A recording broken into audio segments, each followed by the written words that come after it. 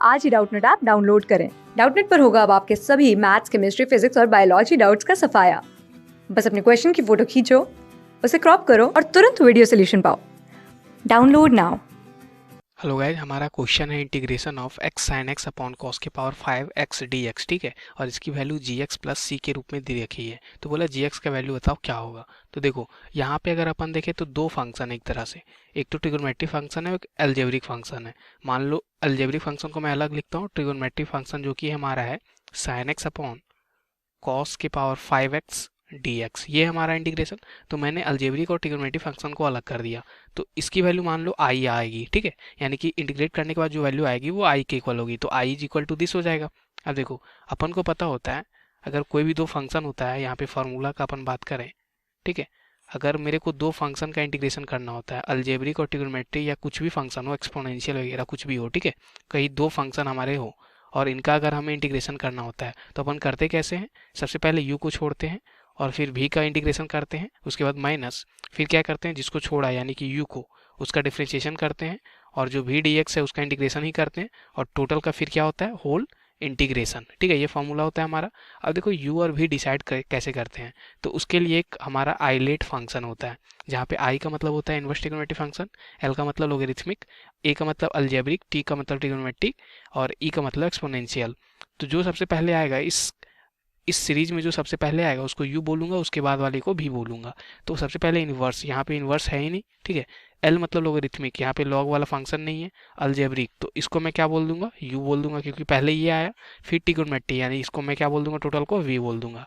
तो अब देखो u इंटू v के फॉर्म में है यहाँ पे, तो इसका इंटीग्रेशन क्या हो जाएगा, इसलिए इंटीग्रेशन अपन क्या करते हैं, सबसे पहले u को छोड़ते हैं यानी कि x को छोड़ूंगा, उस समय इंटीग्रेशन किसका करूंगा, साइन एक्स अपॉन कॉस के पावर 5x dx हो जाएगा हमारा, माइनस जिसको छोड़ा था उसका क्या करते हैं डिफ्रेंशिएशन, तो x का डिफ्रेंशिएशन 1 होता है, तो 1 इंटू भी यानी कि हमारा साइन एक्स अपॉन कॉस के पावर 5x dx। ठीक है, और ये होल dx टोटल का फिर इंटीग्रेशन करेंगे तो इस फार्मूला के अकॉर्डिंग हमारा ये हो जाएगा। अब देखो इसको मान लो, मैं मान लेता हूँ इसको I1 और इसको I2, दो इंटीग्रेशन है, तो I1 हमारा क्या हो जाएगा, I1 है हमारा integration of sine x upon cos x के पावर होल पावर 5 मान लो dx। ठीक है, इसका इंटीग्रेशन करना है तो अपन करेंगे क्या, यहाँ पे पुट कर दो, पुट, अगर मैं cos x को अगर t पुट करूँ तो उस समय अगर डिफ्रेंशिएट बोथ साइड करूंगा तो मेरे को मिलेगा क्या, cos x का डिफ्रेंशिएशन माइनस साइन एक्स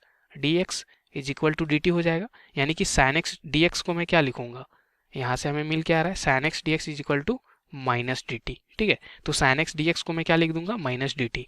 तो देखो जो ऊपर में हमारा साइन एक्स डी एक्स था उसको मैंने माइनस डी टी लिखा और नीचे कॉस एक्स को मैंने टी पुट किया था, तो ये हो जाएगा टी के पावर 5। तो बेसिकली लिखा क्या हुआ है ये मेरा, माइनस ऑफ टी के पावर माइनस 5 डी टी लिखा हुआ है।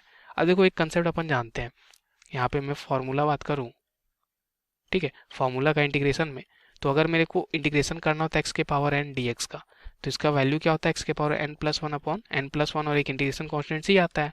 तो सिमिलरली यहाँ पे टी के पावर माइनस 5 है, तो हमारा इंटीग्रेशन क्या बन जाएगा, माइनस तो पहले से था, ठीक है, और टी के पावर माइनस 5, तो टी के पावर माइनस 5 का इंटीग्रेशन क्या हो जाएगा, टी के power minus 5 plus one upon minus 5 plus one और एक इंटीग्रेशन कॉन्स्टेंट मान लो सी वन आ गया। ठीक है, तो ये हमारी वैल्यू किसकी आ गई, आई वन की।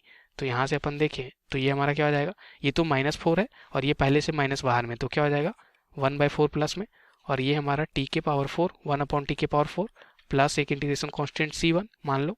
ठीक है, तो यहाँ से हमें मिला क्या i1, तो 1/4 और टी के जगह पे अपन रखेंगे क्या, टी के जगह पे हमने क्या रखा था, कॉस एक्स को रखा था, तो यहाँ पे टी के जगह पे कॉस एक्स को रख देते हैं, तो ये हो जाएगा कॉस एक्स के पावर होल 4।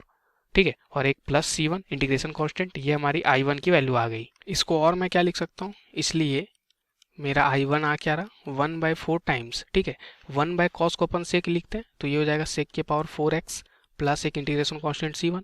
ठीक है, अब ये तो हमारा हो गया i1, तो i1 अगर हमारा निकल गया तो i2 अपन निकालते हैं, तो i2 हमारा क्या है, i2 है हमारा, इसलिए i2 अपन देखें तो वो हमारा क्या है 1 इंटू 1 से जो इंटीग्रेशन मल्टीप्लाई होगा तो वो तो हमारा 1 इंटू क्या हो जाएगा, यहाँ पे जो हमारा इंटीग्रेशन, ये इंटीग्रेशन है साइन एक्स अपॉन कॉस के पावर 5x, कॉस के पावर 5 और x dx है, तो क्या है हमारा integration sine x upon cos के पावर 5x dx और ये फिर होल dx है हमारा, ये हमारा i2 था।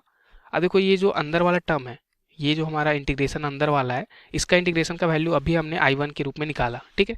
तो ये वैल्यू हमारी है क्या, तो इसलिए 1 इंटू इसकी वैल्यू हमने अभी निकाली है, वो है 1/4 टाइम्स सेक के पावर 4x, सेक के पावर 4x, और ये dx होल dx जो था, तो 1 इंटू दिस यानी कि वही रहेगा हमारा।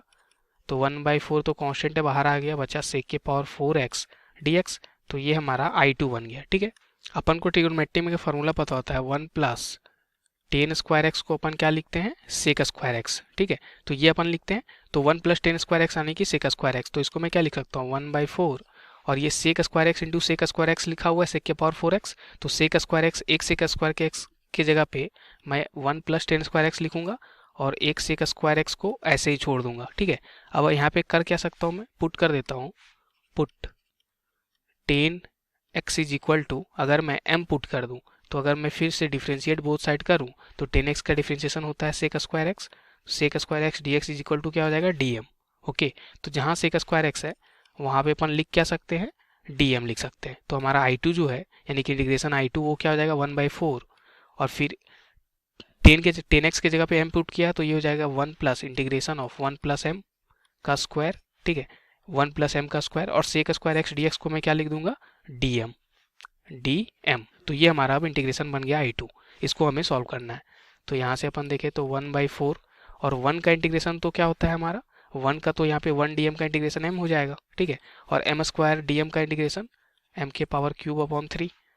यहाँ पे m का वैल्यू अपन पुट करें तो m हमने किसको माना था 10x को, तो ये हो जाएगा 10x प्लस 10 के पावर क्यूब x, ठीक है, अपॉन 3।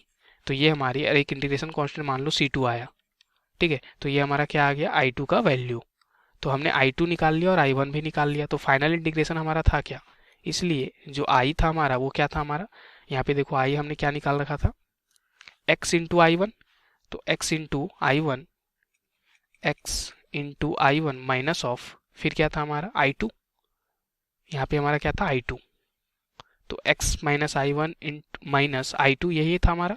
तो यहाँ से x I1 का वैल्यू हमने क्या निकाला है, I1 का वैल्यू ये देखो हमने यहाँ पे I1 का वैल्यू निकाल रखा है, ओके।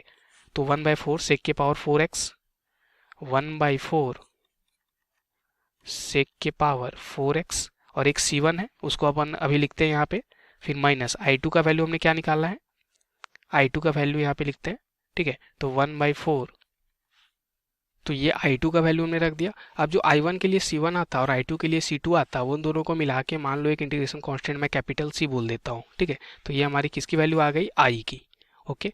तो ये हमारा I का वैल्यू आ गया, तो ये फाइनल आंसर हमारा ये हो जाएगा, ठीक है। जो इंटीग्रेशन हमसे पूछा गया था उसका फाइनल आंसर ये है। Thank you. क्लास 6 से 12 से लेके नीट IIT JEE मेंस और एडवांस के लेवल तक 10 मिलियन से ज़्यादा स्टूडेंट्स का भरोसा। आज ही डाउनलोड करें डाउटनेट ऐप या व्हाट्सएप कीजिए अपने डाउट्स 8400 400 400 पर।